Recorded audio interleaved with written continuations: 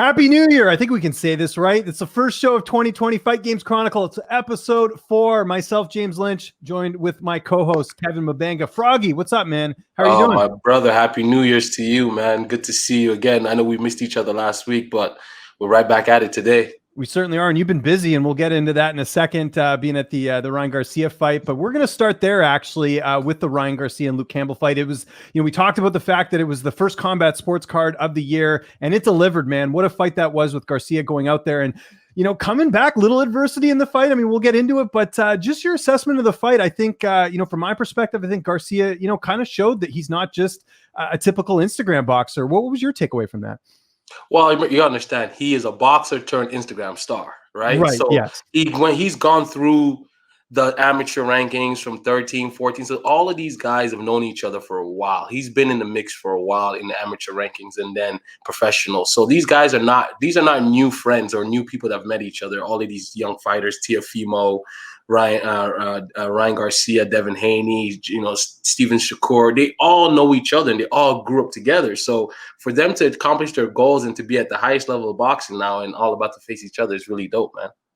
Well, and I think one of the things we talked about heading into the fight was the quality of opponent. And I think, it wasn't just a clean sweep for Garcia, right? Like there was a little bit of adversity in there. The way he came back, do you think that's enough to kind of put the rest of the division on notice and kind of, because he was the talk of the town. I mean, everywhere I was looking, TMZ, with the interviews and stuff, I mean, it was sort of a big deal with what he did. Even Ariel Helwani, I saw, is now getting into boxing and talking about Ryan Garcia. Like it was a really big deal, it seemed like, for this win. Is that how you took it as well? Yeah, I mean, he's done a great job of marketing himself and really making his presence felt, not just in the sports world, but in the entertainment industry, period. Between the YouTubers and the modeling and all of these things, he's done a great job of it. And how ironic is it that he wins the fight with a body shot? And he started #BodyShotChallenge about a year ago. And he's been going around hitting, YouTube stars with body shots. And now he finishes a guy with a body shot. My assessment of the fight, well, if you recall, about 2 weeks ago, you and I had this discussion, and we wanted to really see him versus a credible opponent, a former world champion and a guy in his prime. And we got to see that. And the adversity, and he still has holes in his game. It's clear. He still has. The problem was that after he got with Canelo's trainer, when he got with Eddie Reynoso, he never, every fight finished quick. It was first round knockout. And I noticed the improvements because before Eddie, he threw a lot of punches, but a lot of them didn't connect. He wasted a lot of punches. When Eddie came, everything connected. But then he would knock him out in the first round. So we never really got to see the rest of the layers of the improvement. So in this fight, what I saw was that he has improved, but he still has holes in his game. He still has bad habits. When he pulls back, he got knocked out because he got lackadaisical. He got real cocky. He was sticking his tongue out at him a lot. And he doesn't parry punches. He doesn't move his head. What he does is he just takes a step back. But when he takes a step back, you're supposed to keep your hand on the phone, and but he puts both hands out. And when he did that, and he kept doing it in the fight, he did it numerous times in the fight. I watched it. He did it numerous times. So that habit of doing that, can be very costly later down the line if he doesn't improve that and just stops it. But that's the thing about fighting. It's you create these habits and then you got to undo these habits. Well, and do you think it's an immaturity thing? I mean, Broner used to do this stuff too, right? Where he'd come up behind the fighter and kind of joke around and stuff. I mean, you can't, obviously in a different sense, but is it an immaturity thing? Do you think? Is that something that can be corrected, or do you think he's just falling into bad habits? No, I think that he created bad habits prior. And then when he got with Canelo and Eddie and them, they fixed these habits. But then I think in the middle of a fight, sometimes the fighter just goes back into things that he did when he was younger or when before, because you've spent so much of your career and your time doing these things and less time of not doing these things. So when the going gets tough or things get, certain things happen, certain guys kind of revert back to certain things. But you know what he showed me though, bro? He really showed me that he got angry. I like when he got angry, because when he got angry, he started being the bully. You know, Luke Campbell is a clean fighter. It's clean. Everything is clean. Everything is bop bop clean. You know, he's not a dirty fighter. He's not inside fighting. He's not one of those guys. So Ryan could have imposed that will like that early on, and it just took him getting knocked down and him getting hit more than he needs to be hit to be like off, because he was in a real fight. That was a real fight, you know. So he showed us that he can get up off the ground and come back and win a fight. So that is something that the other guys never showed us. Teofimo never been knocked down. Devin's never been knocked down. Gervonta's never been knocked down. None of these guys have ever felt the canvas. And that was Ryan's first time being knocked down. I've never seen him knocked down. I've seen him get hit a lot in sparring, but I've never seen him knocked down. So that was very impressive for him to get up and put on the clinic that he put on. And like any good entertainer, he made use of his mic time after the fight, definitely making some call outs there of Tank Davis and obviously Haney as well. What do you make of that? Is he biting off a little bit more than he can chew, or was that the right move for him, do you think? What was your assessment when he did that? I mean, well, I was with Devin Haney while he was, you know, the whole thing was happening, and we're standing there, and I tell Dev, you know, I said, you guys, this may be the moment to build on top of what you guys have already had. You know, you guys have been going at it since you guys are 15, 16 years old. You know, you guys have fought 5 times in the amateur. I said, this is another one of those moments to create the moment, you know, and Devin is ready to fight him right now. Devin knows in his mind that he could beat him, right? He's made it very clear to me, like, yo, bro, I know I can beat this guy already, and I'm ready to fight him now. And Devin needs a big name, needs a name on his resume really, really badly. But he's the real champion. Ryan is the interim champion now, which makes Ryan the #1 contender for Devin Haney's belt. But, you know, after the fight, you know, after they had that moment, you know, Devin looks at me and goes, he's not gonna fight me. He's gonna sidestep me and go fight somebody else, and then we'll probably see each other again. I said, I think the same thing too, but we'll see how it plays out. You know, I think a good fight, though. You know what I think a good fight is for Ryan next, because he showed a little bit too. He showed that there's still more work to do. I feel like Jorge Linares should be the next guy he fights, a 3-division world champion, and he was originally scheduled to fight Linares before the Luke Campbell fight was made. So we know that they already want to fight each other. We know that they've agreed to fight, and then it was called off because of the COVID and all this situation. Just run it back. Let's run it back in April or May, Cinco de Mayo weekend. Run it back, you know, and let's see how he's doing. Let's see how he deals with a 3-division world champion. And after that, if he wants Gervonta and he wants Devin and he wants all these guys, then give him those guys. But I feel like he still needs a sturdy, hard veteran, 32-year-old in his prime, maybe at the tail end of the prime, but you gotta be on top of your game to beat Linares. You can't be. He's only lost to 2 guys, I believe, and you can't just be anybody and beat Linares. You know. I agree. And I think that's the right move. You know, we see this in MMA. Sean O'Malley's a good example, right? Same sort of thing where, you know, after a couple fights, he's getting these highlight reels finishes. He's calling out Cody Garbrandt. He's calling out TJ Dillashaw. Look, I think the UFC and everyone knows he's not going to fight those guys, but you're at least putting your name in the conversation and creating some hype and creating some things around you. I think same thing here with obviously with Garcia, just getting, you know, people on their radar and getting sort of that talk going. But I'm with you. You got to build it up. Business is only good if you're winning, right? Yeah, and if you're taking that leap too quickly, you know, you see what happens, like, you know, going back to O'Malley, like he fights Chito Vera. I mean, in hindsight, that might have not been a good fight for him, right? Because now he's lost. Now he's got to fight another easier opponent to get that momentum back going here. You don't want the same thing here to happen to Garcia where, you know, yeah, he might get a big fight, but then it's like, you know, he wasn't ready. And then people say, oh, he's overhyped. Like, you got to, it's a business at the end of the day, and business is only good if you're winning fights, right? I don't think that, okay, so again, it goes back to stylistically, right? Yeah.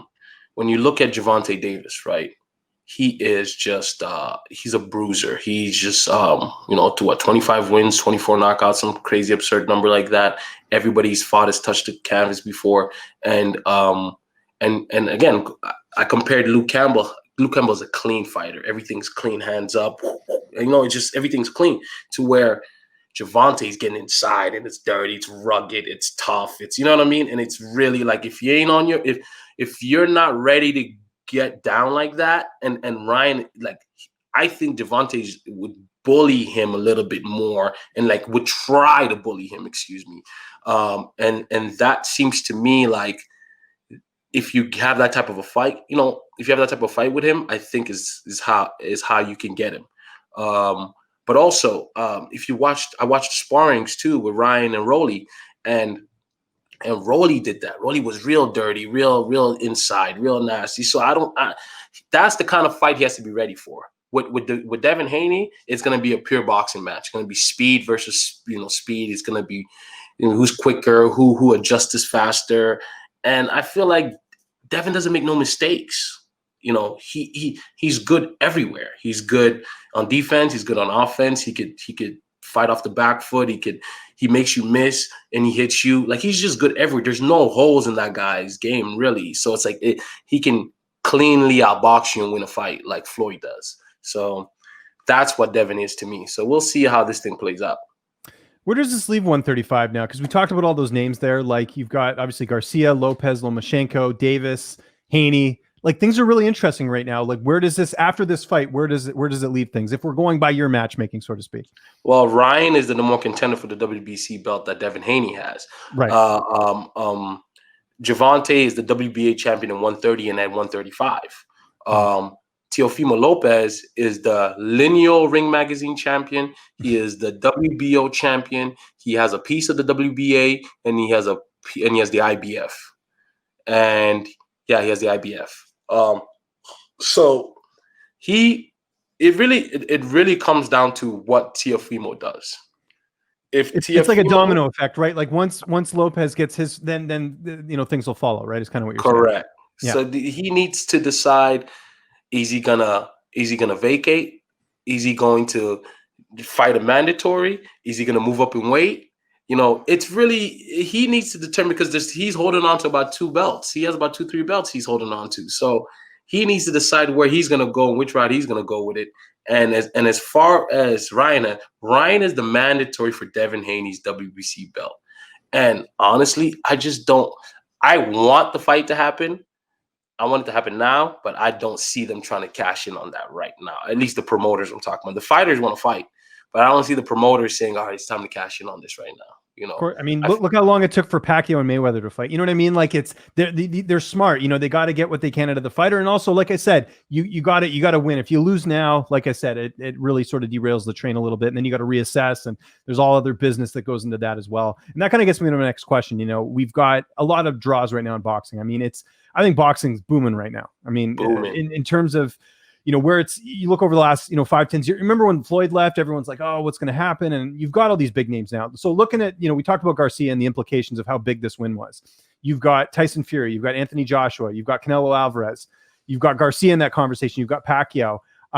Is Garcia the biggest name right now in terms of age, in terms of hype, in terms of just, tapping into that younger audience as well too, factoring that in? Do you think, where would you rank Garcia in terms of big boxing? By far. Okay, so Garcia reminds me of Oscar De La Hoya. Like, that is like the perfect way to look at it. He's the pretty boy. The girls love him. Regular people that don't watch boxing every day know of him.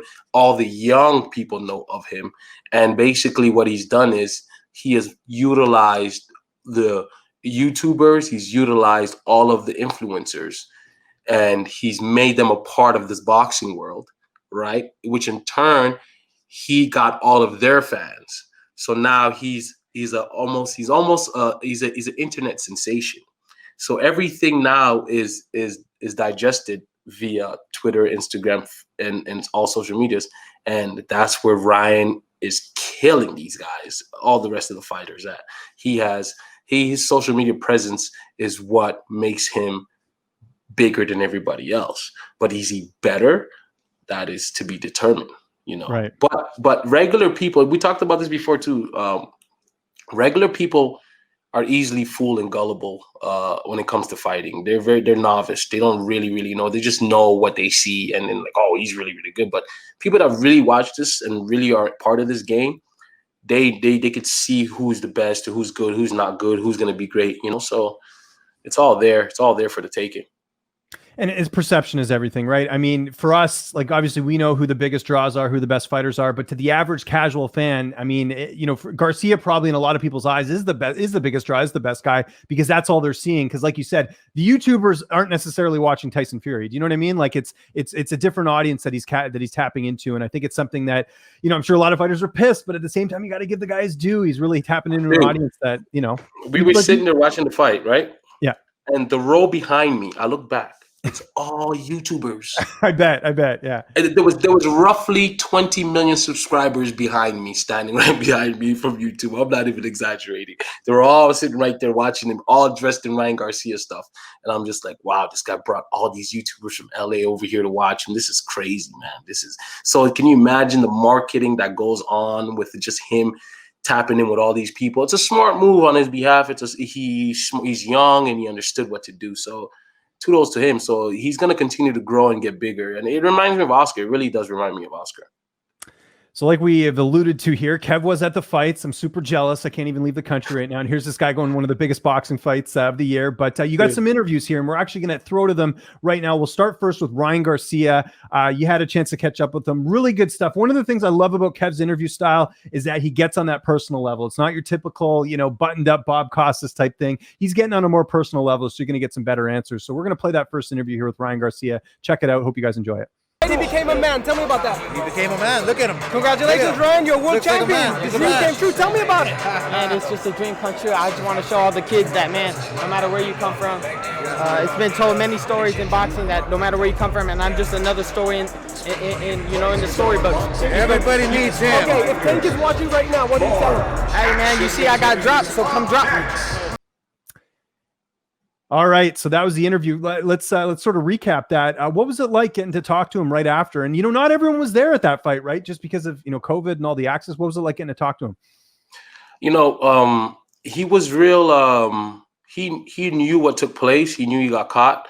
He embraced it, and he knew that he put on an exceptional fight. He knew that the fact that he got up off the ground and came back and won that fight gave him a little bit more legendary status. Like, he was aware of the moment. He was very aware of the moment, because as soon as he got up, as soon as he did the interview, he's like, "Yeah, man, y'all saw me get up off the ground." That's the first thing he said, but off camera. And as soon as we put the cameras on, he was going, But yeah, he was aware. He was alert.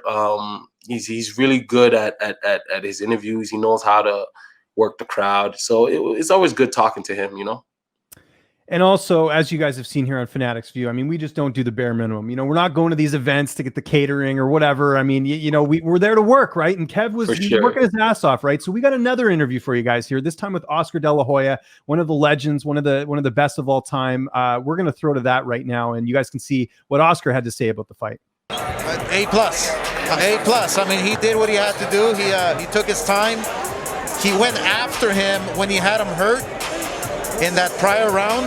That's what I mean. People went crazy, and that's the making of a superstar. All right, great interview there with Oscar De La Hoya, a huge name in the boxing world. How was it to get to catch up with him? I'm sure just him getting to witness sort of the future and sort of a changing of a garden in some regards as well too, of seeing Ryan Garcia get that big win. Oscar has always been very adamant about making Ryan Garcia the top guy in boxing, and he's stuck to those guns. He's been promoting him and marketing him ever since the first day he's had him.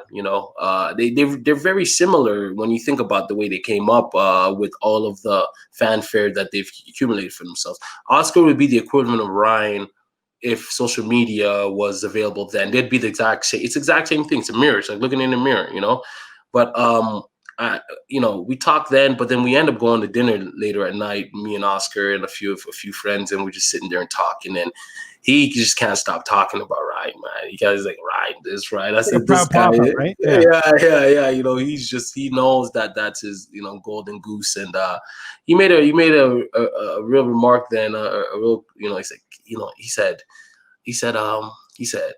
Ryan will be bigger than Canelo. Just watch, and not, he goes, not too far from now. I said, wow, that is, you're really betting the whole house on him, so that lets you know how he feels about his guy. And, he's a cool guy to hang out with. I really enjoy hanging out with him and his kids. And we got a lot of obviously business that we're discussing in regards to different fighters or whatnot. But relatively, he's a cool guy to hang out with, outside of the business and talk about fighting, and on all the new young fighters coming up. So it was dope. It was always dope interviewing him. And speaking of dope interviews, not saving, this was a great interview. I just got to give you credit for this one. Devin Haney, I love this one. You guys got to check it out. It talked about how Kev gets the fighters on more of a personal level. Check this out with Devin Haney. Really good stuff here from Kev. You're the champion, so you're the one that's going to call the shot on when exactly. the fight happens. That's what they got mistaken. I saw that shit. I saw that. Yeah, I saw that shit. So when do you want to fight? Well, we just got to see. We just got to, go talk to, my promoter, my co-promoter, Eddie Hearn, and, figure out when the next date is, and we go from there. But I want him next. You guys have sparred each other at least 4 to 5 times, if I'm correct. Have you seen any improvement? And also, what did you see tonight? With a lot of the flaws, has he gotten any better? Is it the same thing for you for the last 5 years you guys have known each other? I think his body has matured more. He's got stronger, but his fight's the same. Same style, same punches, same things since the amateurs. Of course he's gotten better because he's developed more, but for the most part it's the same style. So he becomes, so if I'm correct, he becomes your absolute mandatory now. So you guys are next. So no matter what happens, he has to go through you to become a real champion. And you have to defend your belt against him. Yeah.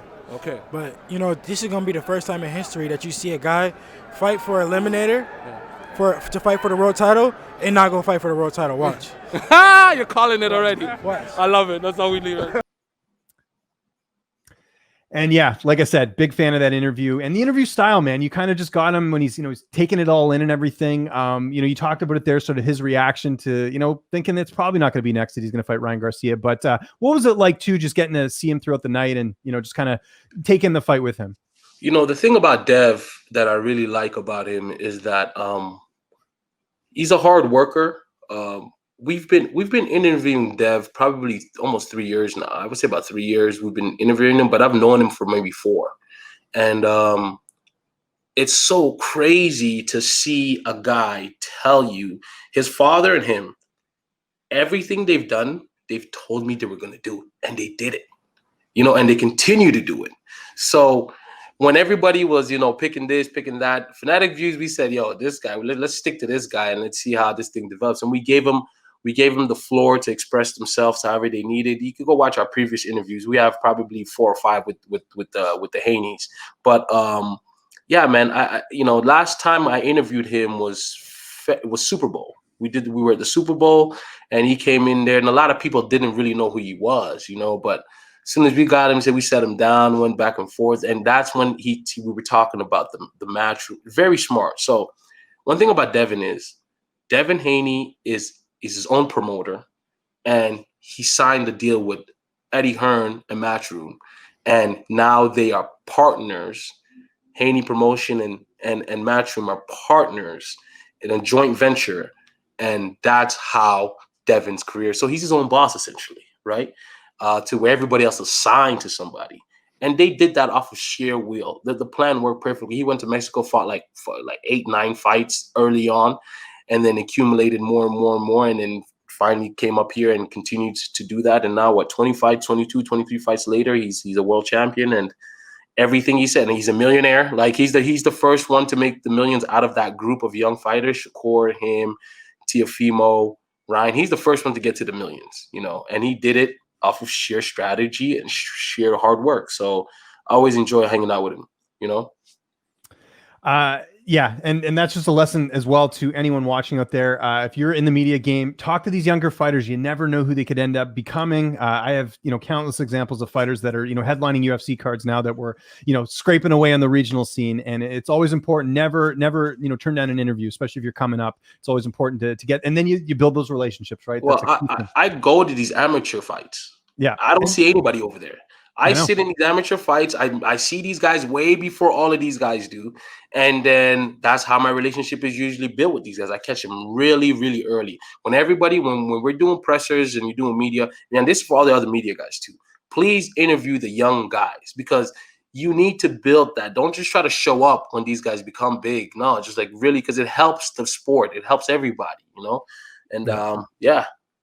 And sometimes you get better interviews that way. I can't tell you how many amateur fighters I've interviewed, even just like the last couple months, that just like appreciate the interview. They want to be there. They want to do it. They're going to give you good stuff because they just know what it's all about. So yeah, I tell that to a lot of people. There's a couple other media members, not going to mention any names, who kind of, jump on when it's a little bit later. And you see that a lot of these fighters don't like that. They like the people that invest the time early on and really take notice of that. That's why Ellie always has full access to everybody. Yeah, because Ellie been going with a camera before guys were showing up with cameras. He's been going to cameras.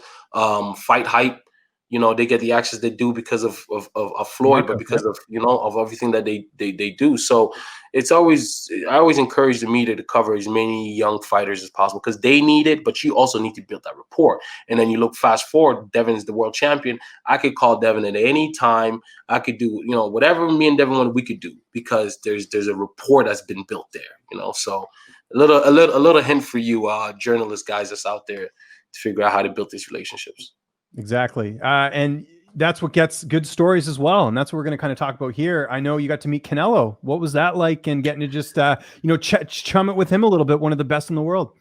So Eddie, Canelo's trainer, Eddie, has been, we've kind of crossed paths here and there. I've never crossed paths with Canelo. We've never met. So after Ryan's fight, we're backstage. Well, when we're not backstage, we leave the fight and they have a private little event, and we go there and congratulate. And I'm in one of the top jewelers. And so, by the way, there's this one jeweler. Okay, his name is Isaac. Io the jeweler. Okay, Io the jeweler is the jeweler for all of the world champions you can think of. Okay, so Andy Ruiz, Ryan Garcia, Canelo Alvarez, Jojo Diaz. And the list goes on. Isaac the jeweler, IO, is the one that makes all their jewelry. So he happened to have a custom piece that he finished making for Canelo and Eddie Reynosa. And so we pull up and we start talking and whatever. And then, Eddie knows that I work with the brothers, the Diaz brothers.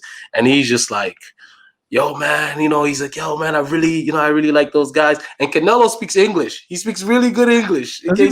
Yes, he just doesn't speak it. He just never speaks it. But it's like Anderson Silva used to do that too. Dude, you could have a full-blown conversation with Canelo. The dude speaks English. Don't let that guy fool you. He speaks English. I was talking to him in English. I don't speak Spanish, so we're speaking English. Okay. So he's talking to me, and he's like, Nate Diaz. I love Nate Diaz, man. Where's Nate, man? Tell him.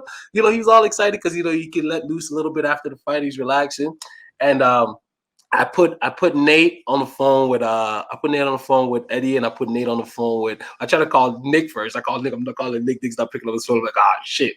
So I called Nate, and I put Nate on the phone with Canelo, and I put Nate on the phone with Eddie, and then we talked a little bit, and hopefully we'll they invited us to come out to San Diego. And very soon, so hopefully we'll go over there and we'll put some work in together and see how that develops. But it was just good to kind of see that how much the fighters, the boxers respect the guys, and it's always great. It's always good. Sometimes I forget, like, because I'm with them all the time. Sometimes I forget like what they mean to other fighters. You know what I mean? Because we're always fighting other fighters, but so many fighters really respect. Ryan won that fight, right? You know what Ryan said to me after the fight? Mm-hmm. I told you, right? He said, I had to pull out my Nick and Nate Diaz heart.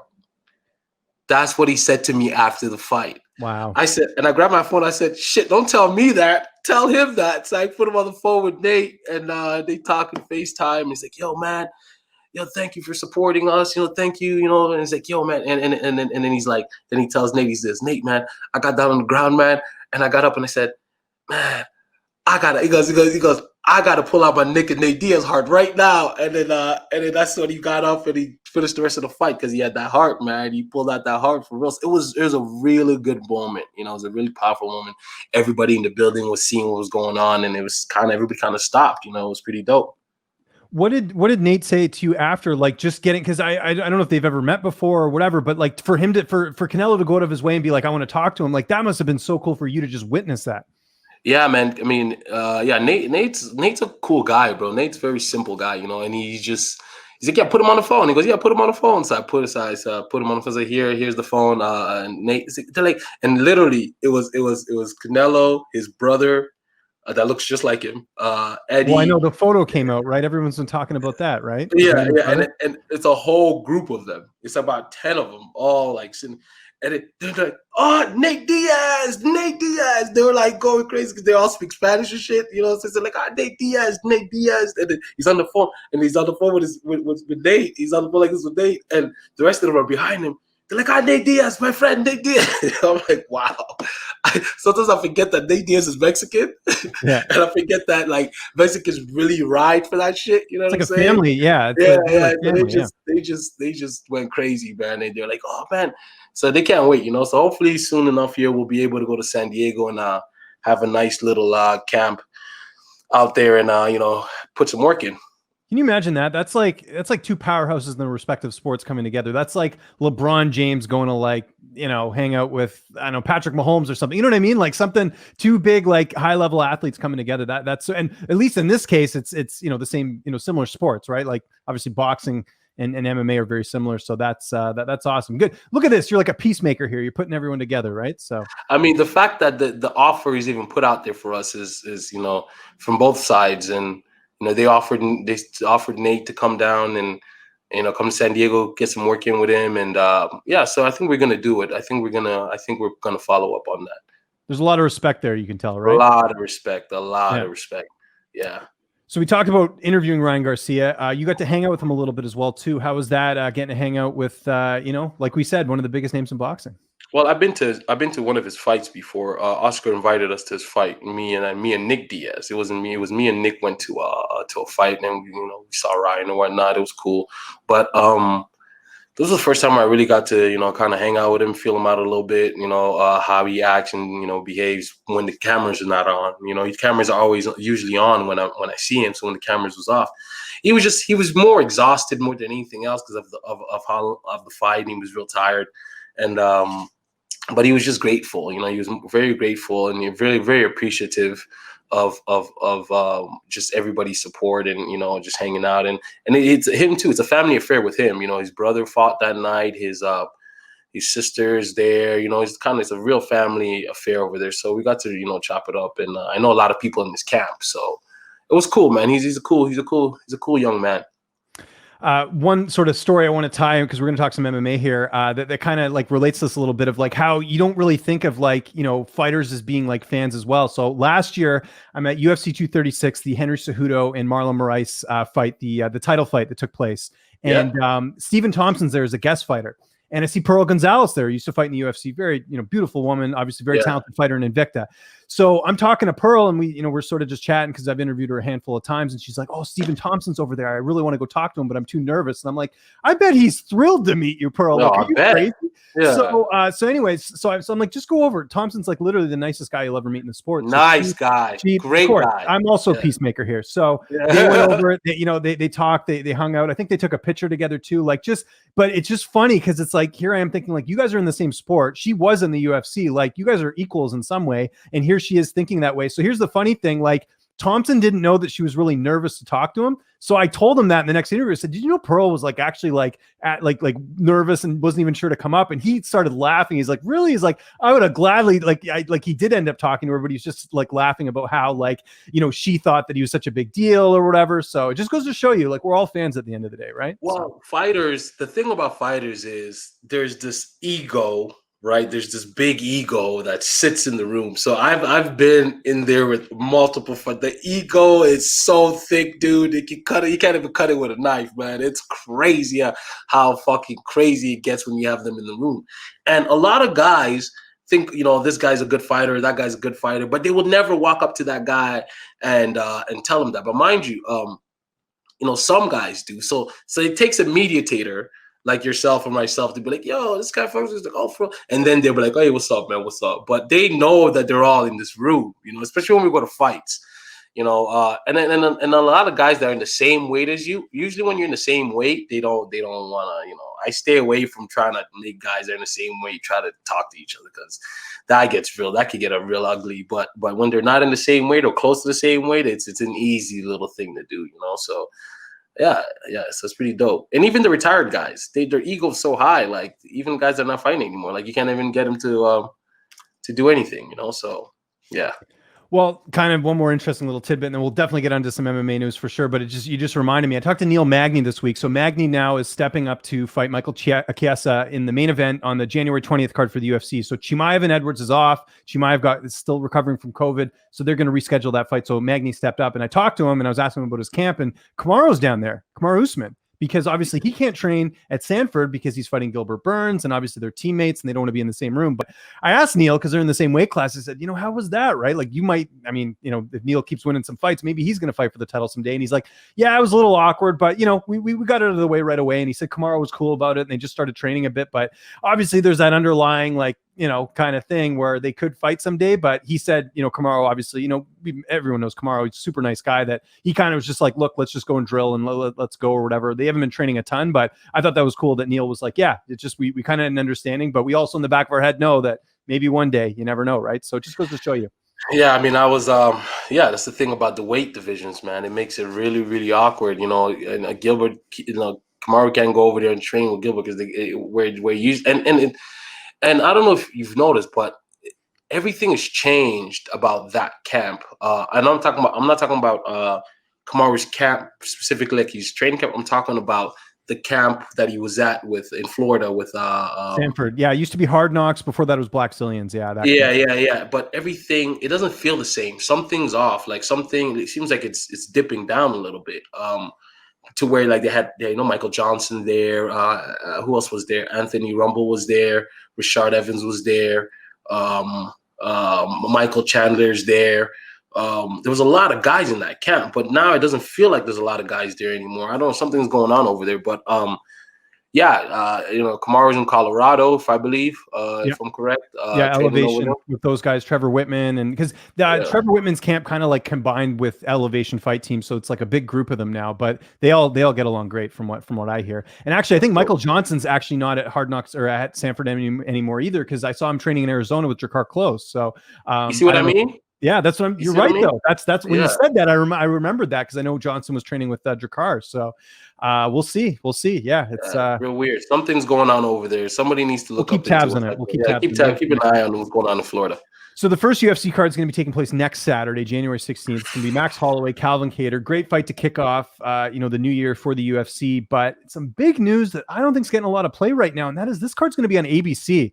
The same ABC that had, Wide World of Sports, and has it's a big network, and obviously being owned by Disney and having the ESPN deal, they're able to actually do this. Is it a big deal, or am I making too much of this? Because, they've been on Fox, they've been on, other network shows, and ESPN is a big deal in the sports world, but ABC is kind of mainstream. Do you think this will work, or do you think you'll see the mom and pops being too violent for us?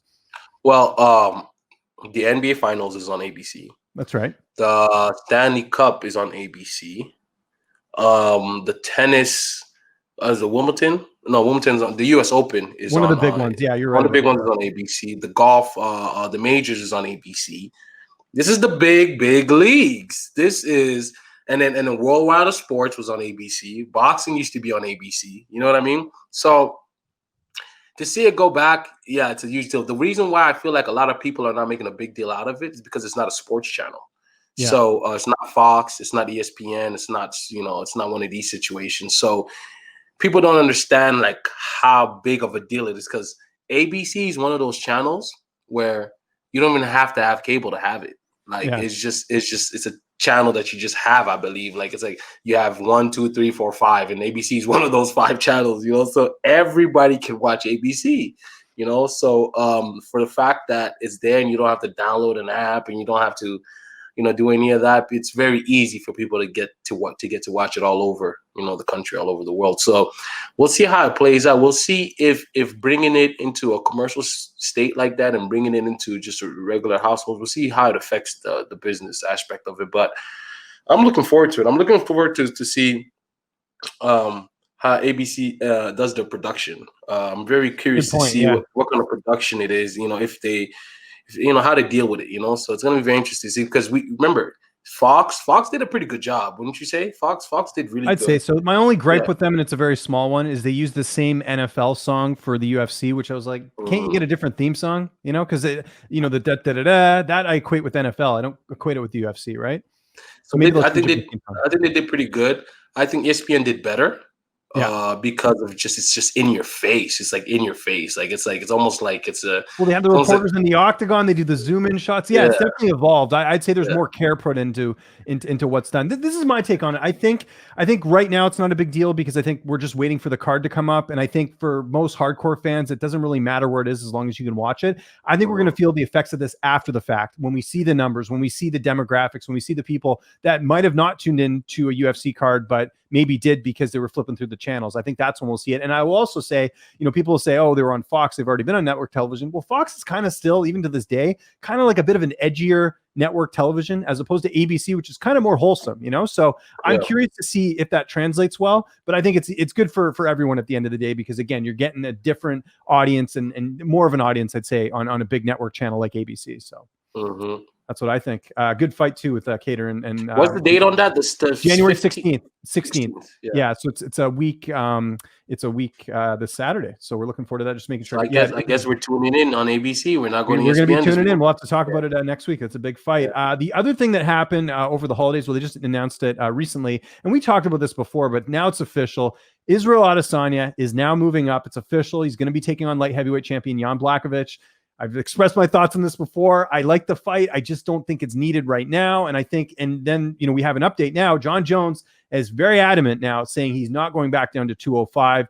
So, I get it for Izzy. It'll make him a bigger star if he does win. He gets the double champ status, but then you've got Glover Teixeira in his 40s waiting for a title shot. He's on the sidelines. You've got Robert Whittaker, who's won 2 straight since losing the title. He's on the sidelines. So to me, it seems like a lot for not a lot of gain, but I was curious your thoughts. Does it mean more that Israel Adesanya could be a double champion? To me right now, I don't think it's a big deal. For legacy and for just the legacy, really, it means a lot to him. It's going to mean a lot later when we look at his career and see what he's done. If he's able to pull this one off and capture that belt, then he'll be in a company of a handful of guys: Connor, Amanda, Cejudo, DC, and him. So there's only 5 people that have done 2 divisions, if I'm not mistaken, right? There's I think currently, like actively, I think there's a few others. Like I think Couture won belts in heavyweight and light heavy. Like, but you're right. Like simultaneously. Yeah, that's a key word. Yeah, simultaneously. Right. So because there's multiple division champions. Randy Couture was BJ Penn a multiple division champion. He won welterweight and lightweight. Yeah, you're right. So there's been guys that have won multiple divisions, but I think he's trying to put himself in that category so that he can make himself a bigger star, make more money, sell more pay-per-views, because now when you market him, you're going to have to say 2-division world champion, so. And he's very marketable, very marketable. People forget he's got to deal with Puma. This guy is going to be, this is a big year for Israel. And I think too, I'll say this, because again, I kind of don't like the fact you got 2 guys waiting on the sidelines, but at the same time for Israel, I don't blame him, because you know what? It's of all the champs to fight, Jan Blachowicz is in his 40s. He's bound to lose eventually. Like he's been sort of defying the odds. He started his career, I think, 4-3 in the UFC, and then he's turned it around and now he's the champ. So I think Israel knows style-wise, he's faster, doesn't have to cut any weight. This guy has a kickboxing background, Israel, that is. I mean, there's a chance he could win. And talking to some of the fighters, man, a lot of the fighters are picking Izzy in this fight. So it should be it's going to be. I mean, 185 is not far from 205, and then also Izzy's probably walking around at 215 because he's a big guy. Yeah, I've seen him in person. I saw him. I said, "Bro, he's pretty big." But another thing that you have to take into account, like 205 is not that exciting, and not now. And now he's gonna go over there and take that, and then 185 is all right. It's nothing crazy, the real party is at 170 and 155 and 145 and heavyweight. The real parties are over there. 185 is like, it's like, do you have a lot of like the old guards versus like the new guards? So it's like either you're too old, or either like we don't know who the hell you are. Like there's no like. That's a great way of putting it. That's very true. You know what I'm saying? Because a lot. Look, I go down to 185. I'm like, who the hell is this guy? I've never heard of him. So there's a lot of guys like that in 185. So but now that he's out of there, that we'll see if he gets shaken up or not. And that's why Jones left, I think, as well, too. I mean, people say it's because, he didn't want to go those rematches. He's looking at more money. A fight with Nagano, a fight with Stipe is going to make him way more money than a rematch with Reyes or a rematch with Thiago Santos. Like that, it makes more sense for Jones to go up there. I have no issues with Jones moving up. He's totally dominated that division. Yes, there's PEDs and all these other things. But look, as far as what Jones has done for the most part, it's been pretty dominant. So I don't mind him going up at this point. I'm fine with it. But part of me wants to see him and Izzy fight, right? I think everyone does. The baddest man on the planet is always considered the heavyweight, right? The heavyweight champion of the world would be considered the baddest man, Mike Tyson. The highest prestige in fighting you can have, the highest prestige you can have is be the heavyweight champion of the world. Yeah. And John knows he's the best fighter in the world. He's aware of that. He knows that. And he's not fighting, he's walking around at heavyweight. You might as well move up. I mean, if John was to run into another dude that was 260 on the streets and John walked around 225, John will knock that 260 guy out. So you might as well move up and go take that. It just makes perfect sense for him. And he's still young. People forget John is like, what, 32? Yeah. 32, 30. He's still very young. So he can have a whole different run with heavyweight. And heavyweights last longer. Heavyweights go till they're 40, 41, 42, 43. Heavyweights can be around a little longer because the power doesn't go away. Everything goes away, but the power, and heavyweight is power. It just takes one punch from anybody and it's lights out for the other guy. So he has all the skill sets it takes to break down the heavyweight. He just can't get caught with those big punches, or else he's night for him. And he's shown us that he can get caught with big punches. The next UFC pay-per-view is going to be taking place on January 23rd, and it's obviously the big fight, Conor McGregor, Dustin Poirier, the big rematch at 155. And we talked about this before the holidays, about whether this fight was going to be for a title. And I don't know who's in charge of the UFC social media, but someone might have gotten in some trouble because the UFC does this thing, for those who don't know, every time a pay-per-view happens, they DM people that they follow, and they say, hey, you got to order the pay-per-view. But in the wording, Kev, they said, are you excited for the lightweight title fight? Now, of course, Khabib Nurmagomedov says he was retired. Dana White's saying he's not retired. I mean, we don't know what's going on with the actual title, but I think anyone with a brain knows the UFC wants to have a title fight for UFC 257, and they want it to be on Conor McGregor's waist because it's good for business, right? I mean, this is something we talked about last time, but I mean, was this a slip up from the UFC social media team, or do you think the UFC has had this all along and they're just waiting to see what happens with Khabib? Like, I don't know what to make of this, but I tend to think we will see gold handed out on January 23rd. James, before we went on the holidays. Yes, I know. We called it. Right on here. And somebody needs to start paying us for calling these things. Matter of fact, we need to start putting in bets or something. Exactly, yeah.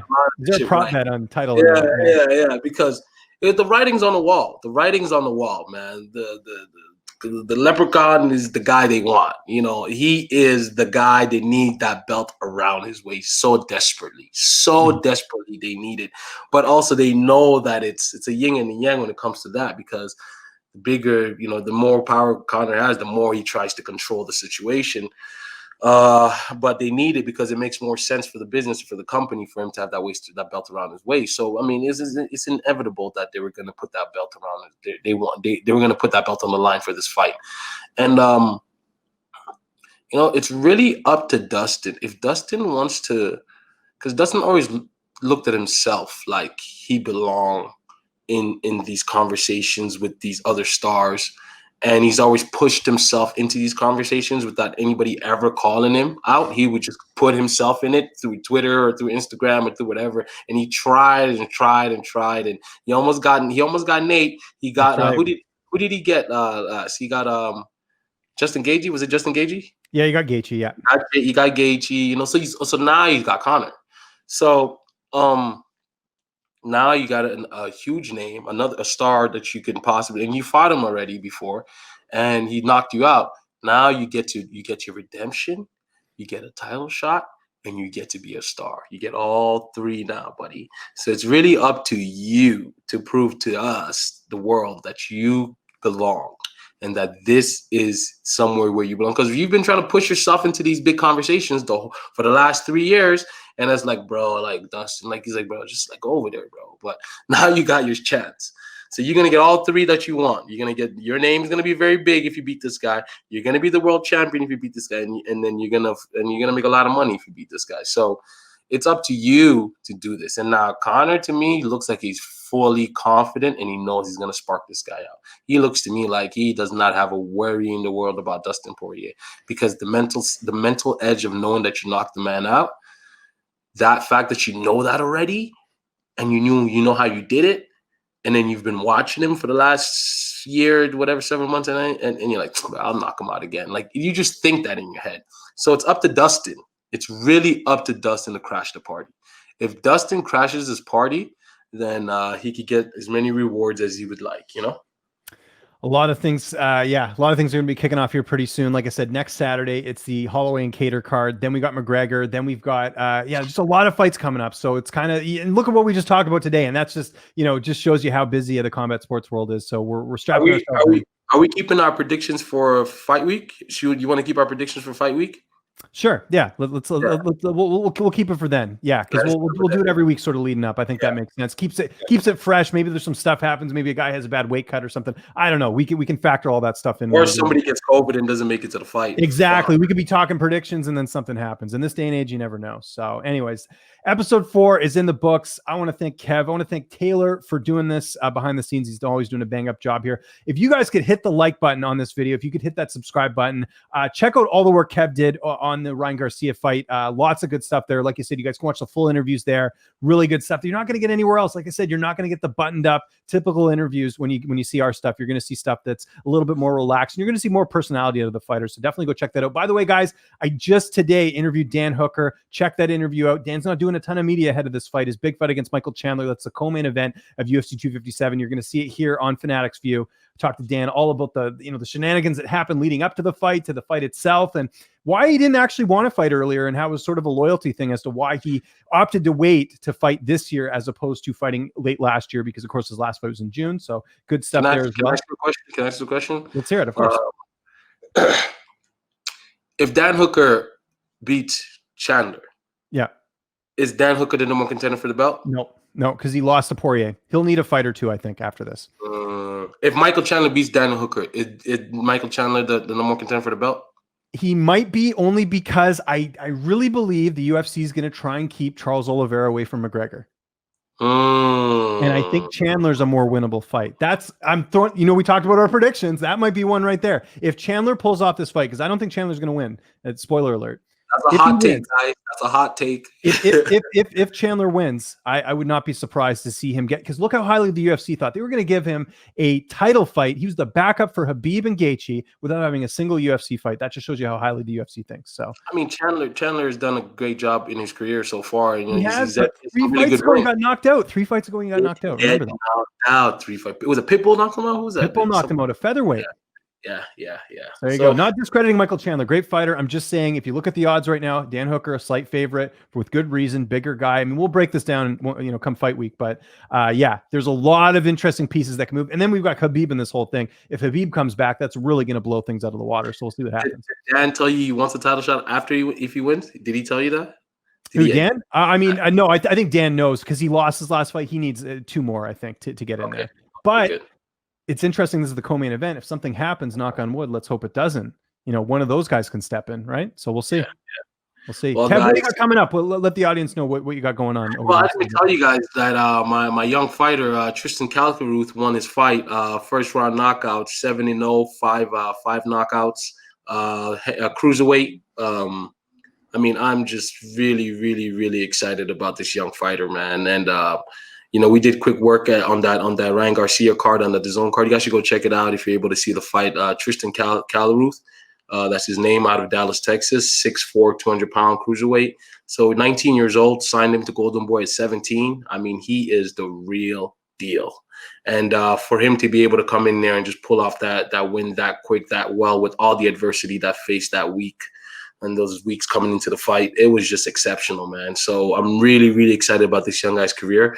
We're gonna try to get him in there in the next 2 months or so. So hopefully we could get him going there. But other than that, I'm city to city, camp to camp, fight to fight, man. So I'm just excited, man. Gabe Rosado, who got robbed with the Daniel Jacob fight. Really got to talk to him. He has a lot of special things that he's going to be doing here coming soon. So, yeah, man, hopefully we'll be able to share a lot of this news. And yeah, can't wait to talk to you guys again.